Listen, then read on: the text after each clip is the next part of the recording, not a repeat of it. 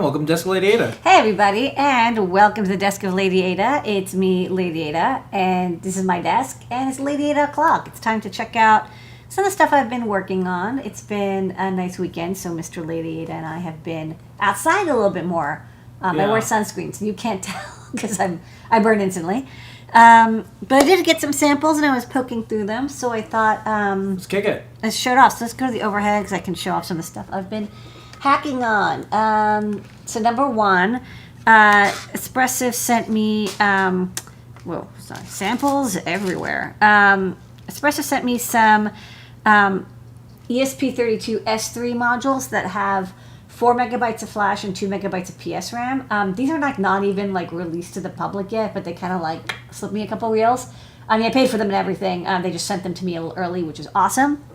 So this is the ESP32 S3 Feather, and the silkscreen on this one says 8 megabytes of flash, but I ran another set of these boards that say 4 megabytes flash, 2 megabytes PSRAM, because it's really hard to tell which module you have.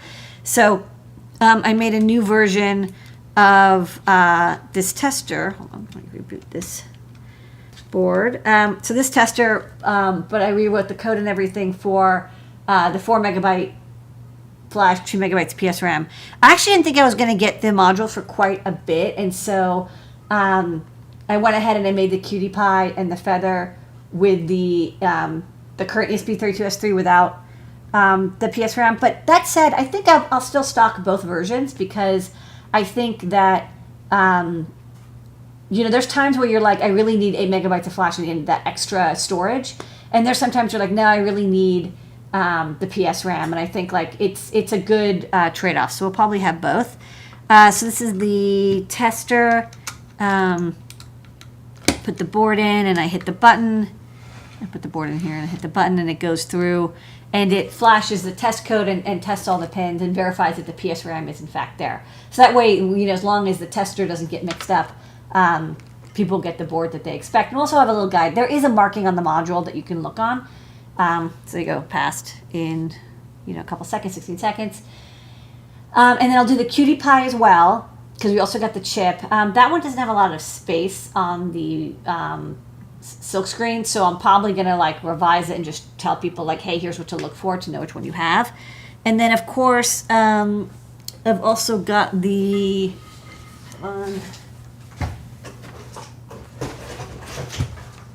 I've got the TFT version. I never did the S3 version of this board, even though, again, the module would be identical, because I was like, if you're going to have a display, I feel like you really need to have the PSRAM, because you're going to be buffering display stuff. I figured I'm just going to wait, and so I waited, and so I'm going to also do a version of this board with an S3, because I think people really like our little all-in-one screen. And then if you want to do Bluetooth or dual core, I think it'll be nice and handy to have the S3 with PSRAM. And then, I also have that reverse version of this board too. So, S3 stuff is going good. S3 is still, remember, it's not stable yet in Arduino or CircuitPython, but I want to get the hardware out there and then, see where we go. So that's the board version. Oh, I also got, this is a sample I'm testing. So this is a sample. It's a USB cable that tells you the voltage and current. We actually stocked something like this already, but that got discontinued. I'm noticing, part of the chip shortage is I think a lot of companies are discontinuing products and changing products. So I'm seeing a lot more this is no longer available. I got to find another version, alternative, whatever. So it's definitely a party. So this is one sample that I got. I do like this one. There's also, I think, a version that's USB-C, and I'm going to try to get that, because it'll also show you the voltage and current with USB-C, which I think would be really handy for when you're trying to figure out did my PD USB-C thing work out. So this sample is one sample that I proved. I'm going to unplug it. Bam. Okay, so that's that. So the ESP32 S3 Feather will probably try to fabricate that this week. Next up, this is actually a Mr. Ladyada request. I got these cool wire, super skinny wire LEDs.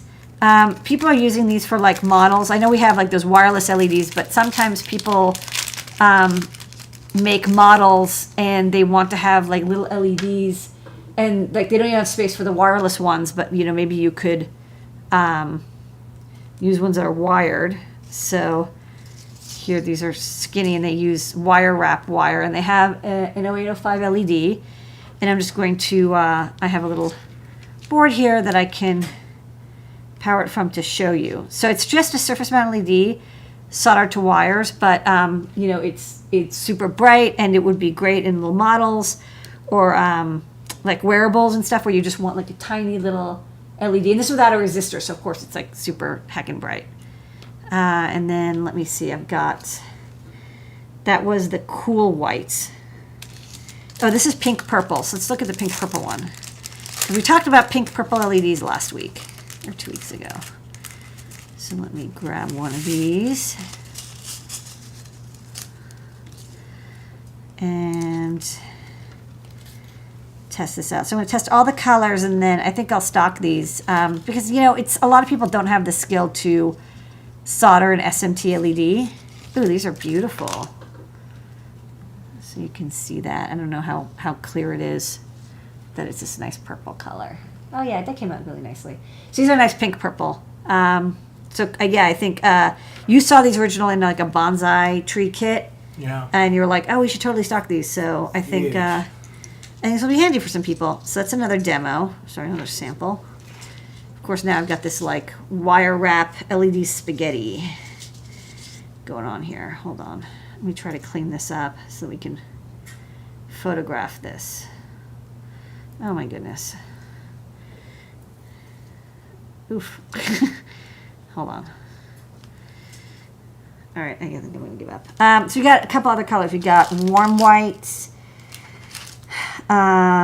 blue, and I think this one was purple. So I got a couple different colors, and then of course this pink purple. Okay, so then I just got like a couple more samples I'll show off, and then we'll go into the great search. And you can let me know if there's questions and stuff. I got some transceivers. So one thing that we stock a lot of is ultrasonic modules, and they look like this, where they have a transmitter and a receiver, and they have a little chip, and the chip is like, you know, there's like an all-in-one chip that does it. The RCWL 9600 or whatever. It's you know, there's like ASIC chips that'll do the work, and these are really, really cheap. So we sell this. I think this does the standard like parallax style sonar transceiving, as well as UART. And it said it does I2C, but doesn't really, although I have to figure out if I can get it to work with I2C. And then I was like, well, you know, the Maxbotics sonar modules only have one sensor, so I thought I would get some of these, like, you know, RX and TX ones, like the ones that can do both, because, okay, hold on, let me show you. I don't know if these will have the markings, but for RX TX style sonar, like they come as a pair, and, hold on, they'll actually say, I think it's on the back, they'll actually have a T and an R on them to tell you which one is the receiver and which is the transmitter. Whereas this module is apparently can do both. Although I've never built my own ultrasonic transceiver or like distance sensor, but I can't imagine it's that hard, because like, again, you know, Parallax was doing this in like the 90s with like a PIC microcontroller, so I'm sure that I can do it with a, you know, SAMD09 or an AT-Tiny running at 20 megahertz. So I thought this could make a nice STEMMA QT board, because I was thinking like I could solder a standard sonar into like an I2C adapter, but maybe it's like I can just drive this directly and get the reading, and then I wouldn't have to do this like conversion from pulse width to I2C. I would just read it and then just give you the I2C data measurement, because I would like to have an ultrasonic that has I2C, and I would like it to be small. Like, it would be cool if it was you know, if it like fit on like your standard 1 by 0.7 I squared C STEM QT board, right? It would just be like one transceiver. So maybe, I don't know. Seesaw help make it I squared C. Well, this would be just an all-in-one. You get all-in-one chip, so like I would just program a chip to do it. Cool. But I have to learn how to do that. I've never actually done this. I mean, it's like I know I have to drive it, and then I just have to listen to the echo, and it's like 40 kilohertz. It's just like, again, it's nothing. But I don't know. Do I have to have a special? Do I have to have an H bridge for this? I don't know. Like, how much current does it need? Can I drive it from 2 pins? Can I just set up like a timer? It's a little bit of a mystery to me. So I just got these modules in. So it's cool. If anybody has any links to somebody who's like DIY'd it, let me know. I also got this cool, super fun button mix bag. So the company that I buy some buttons from, I have a couple companies I buy buttons from because like they're, you know, you need to have multiple suppliers, and they're very generic. So they had like a sample pack, and so I picked up a sample pack, and this is like great because it's got like these through hole 12 millimeters and the ones with like the nubbins, and then it's got like the right angle through hole, and it's got like some surface mount like big key nubbies and SMT. You know, I've got actually stocked these, the SMT 3x6s and like right angle and little mini ones.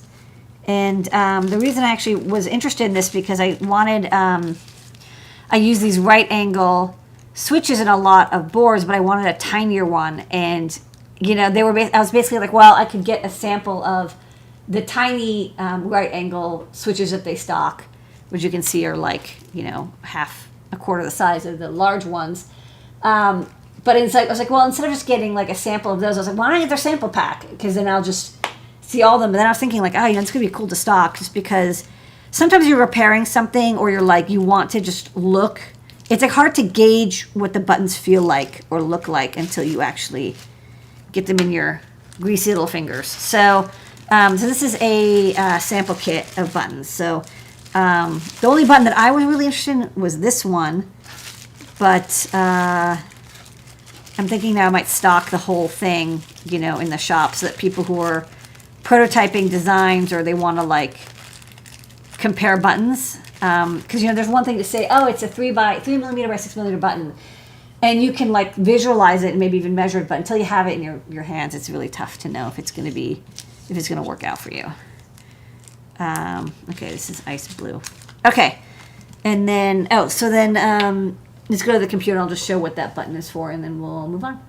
So the reason I want the small button is this is the Feather M4 Adalogger that I've been delayed on finishing. What's funny is I have the chips for this.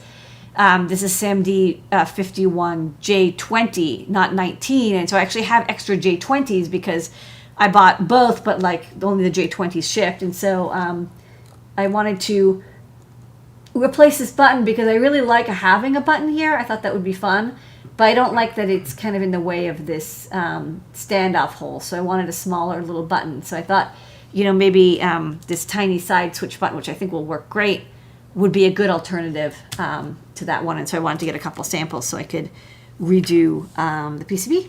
So that's that. Okay, so that's my sample Sunday. Any questions before we go on to... Well, let's do some great search. This is a great search. Where in the world is that part I need? The great search with DigiKey. The Great Search brought to you by DigiKey and Adafruit. Ladyada user powers of engineering every single week to find the things that you need. It's tough to find things because it's a global part shortage. Ladyada, what is this week's Great Search? Okay, this week's Great Search is, you know, I had a couple Great Searches where we did, you know, alternative searches, and then I went to like, I'm like trying to find some chips and stuff that I want to design with, and now I'm back to alternatives because I'm seeing like the second wave of part shortages where I believe that there are parts available, but they're not being allocated necessarily. And so, you know, we have a lot of parts that we've ordered, and the lead times are still a year, and now I'm actually seeing them stretch out to 2 years.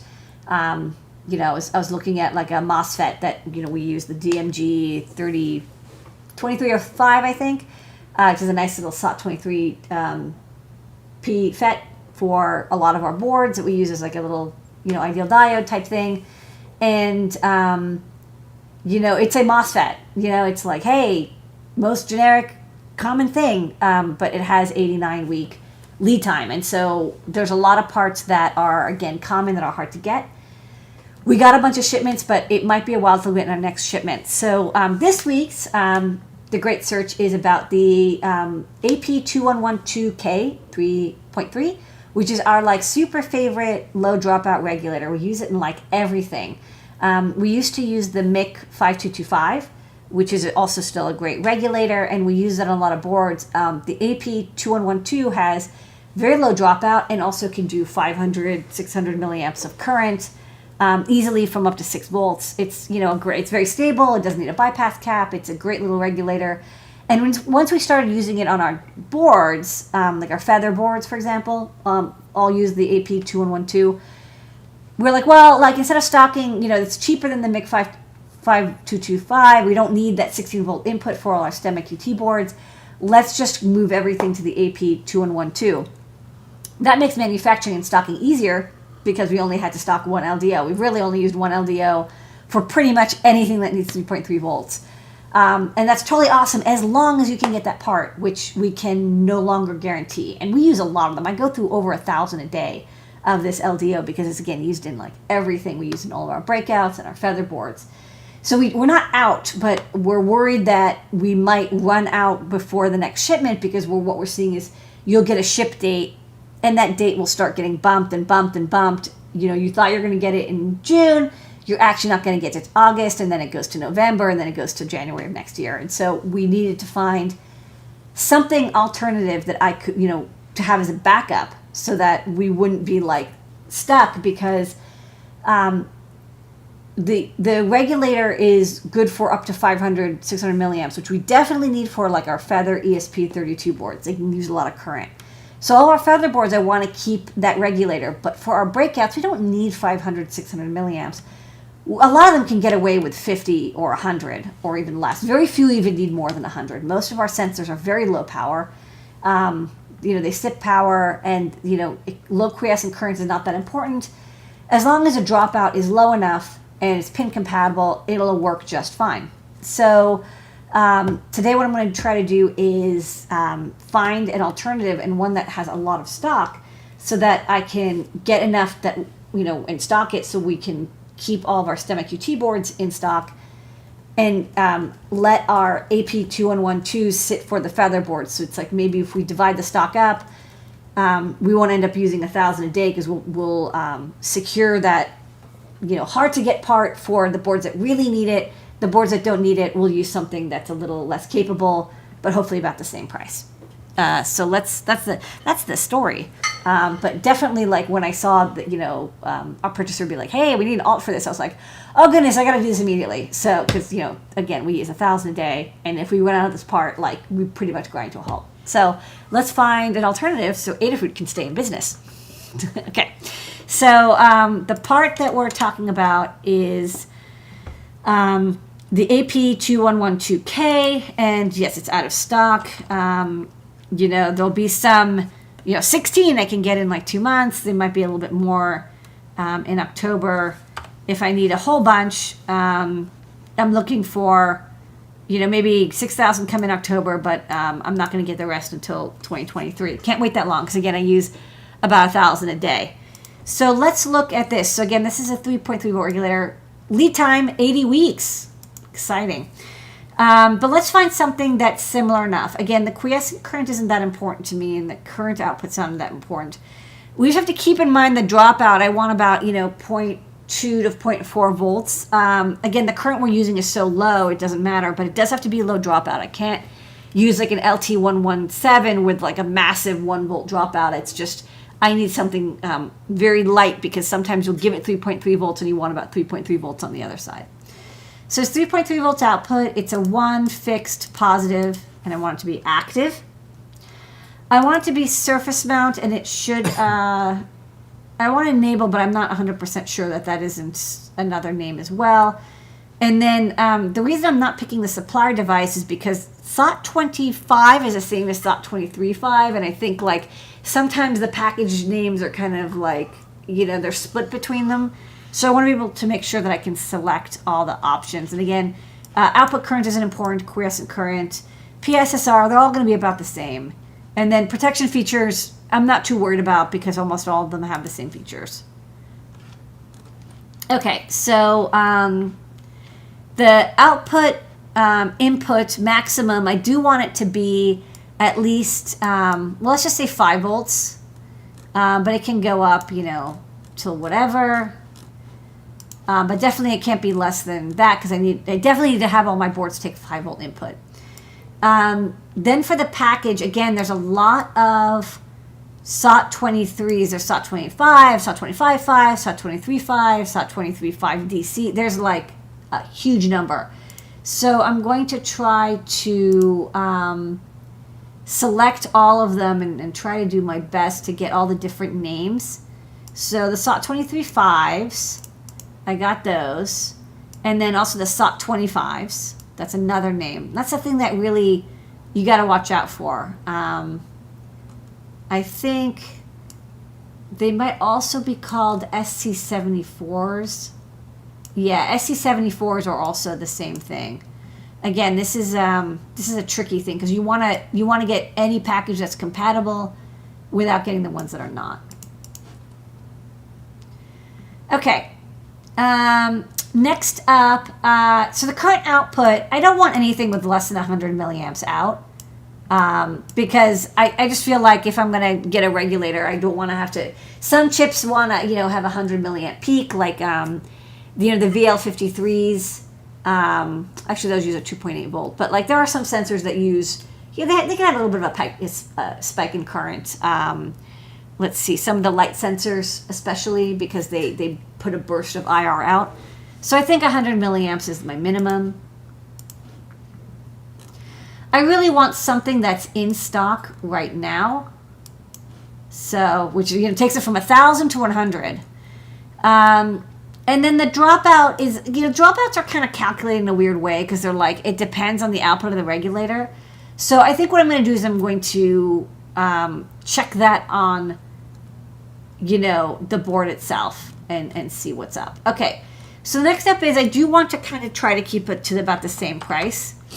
And the price I pay for the AP2112s on DigiKey, I think, is like about 10-ish cents, maybe 12 cents. There's always going to be regulators that are 75 cents a piece. I can't afford that because the boards I'm putting them on, they need to be affordable. They need to be low cost. I just need a basic regulator. I don't need, the end all be all. And then what I'm going to do is I'm going to look at the combination of the price and stock numbers. So again, I can't really go with something that's only 6,000 pieces in stock because that's 6 days. It's not worth it for me to do a revision if it's only 6 days worth of stock. So what I'm going to look at is the ones that are like 192. Like that's, if I use 1,000 a day and I get 190,000, that takes me to the end of the year. And so I can at least float my current inventory that long. So let's look at the AP2002K, which actually sounds kind of great because it's like similar to the AP2112K. It's a smaller, let's see, it's this one. It's fixed. It has a higher voltage input. Usually that means the dropout's a little higher. It looks like it is a little higher, but it might be okay. The quiescence is also a little bit higher.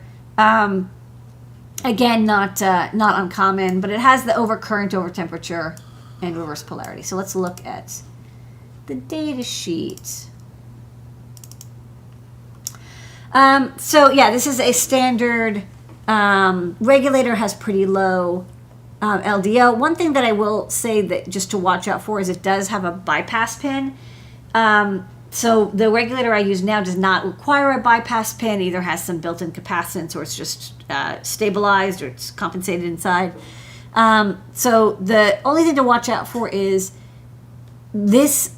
If I'm using it in a board that doesn't have that bypass cap spot, because no board it currently exists has that I've designed, I just have to make sure that it won't go unstable, and the noise isn't going to be too high. So you can check through the data sheet because they will have higher noise. That said, the higher noise might be the same as the current regulator I have, and as long as that's true, I'm good to go. Another thing to watch out for is some of these regulators are not stable with ceramic capacitors. I've seen that. I've seen some that are like they need high ESR capacitors on the output, which is like really tricky because you'd think like, oh, like lower ESR is better. Yes, except when that extra resistance adds a little bit of delay, a little bit of stability to your regulator. So just make sure that it can use ceramic caps. It's unusual these days to not see that. But you can like Google for ESR. Looks like here they're actually like lower ESR is fine and there's no stability. And then sometimes you can search for ceramic. If they don't mention it, then it's probably fine. But true, yeah, they don't have anything about electrolytics. So yeah, this looks like it'll probably be just fine, stable with ceramic caps. So this is one option, but again, want to watch that noise, see what that's like. The rest of these, there's not that many. Then there's this one, the AP7380. So that one has 120,000 in stock, so that's a good option. But I didn't like this high voltage dropout. So the voltage dropout is 1.5 volts, which is like way too high. I need it to be, the other one, remember, was 0.4 at 600 milliamps, which means it's going to be like 50 millivolts at, 100 milliamps or so. I could deal with like, maybe again, like 0.2 or whatever, 0.3, but 1.5 is right out. So not going to look at the AP7380. The next one that has a lot of stock is this one, the AP7358. 54. It's a little bit more expensive. Now we're getting into 17 cents compared to, 8 cents or whatever. But this one is 150 milliamp output. Very low quiescent current, which is kind of impressive. And the dropout's okay. It's, 0.35. And this one, let's load the data sheet. This one doesn't need the bypass cap. So it's maybe low noise, has pretty good accuracy, range up to 5.5 volts. So this is also probably a good option. I think for this one, the AP7354 and the AP2202K, I would just check the noise and the dropout and compare it for like about 50 to 100 milliamps. How does it compare to the AP2112K? It could be that for some higher current breakouts, I would still stick with that AP2112K because, like, I know it works. It's good at the higher output current. But for like a BME 280, it's cool to swap it out. It really doesn't matter what regulator you use. All of them are going to act the same. And I would just do a revision. And until I get another gigantic shipment of the regulator I'm looking for, I would just swap it out. I'm starting to do more of these dynamic swaps. Definitely like MOSFETs I can't get, diodes I can't get. I'll just find the equivalent part that has the same specifications. Swap it in. I'll just make a revision note, but I won't necessarily separate the stock because if the part is really equivalent enough and it passes test, it's not going to make a difference. And a regulator like this, as long as the noise is within reason and the dropout's about the same, again, you're not going to notice much difference for low current uses. So this is how I'm going to try to get through this part shortage, being flexible and creative. So those are the two chips I recommend. I think this one probably is going to be a better fit, but I'm going to get some samples of both and try them out. And that's a great search. Where in the world is that part I need? The great search with DigiKey. Okay, a couple questions. Yeah. What does quiescence means? Quiescent current is how much current the regulator itself uses. So even if the chip that's powering doesn't use any current, there's always going to be some power used by the regulator itself at all times. What is voltage dropout? The voltage dropout is the difference between the input and the output. There's always going to be some difference. You want it to be usually very low because that means that you have a wider input range of valid voltages that will give you a stable output. Okay. And those are the questions. Okay, so great. We'll see everybody during the week. Lots of shows, lots of content, lots of things ahead. Thank you so much for joining us tonight. We very much appreciate it. Looking forward to seeing all things you share together. I'll see you during the week. Bye, everybody.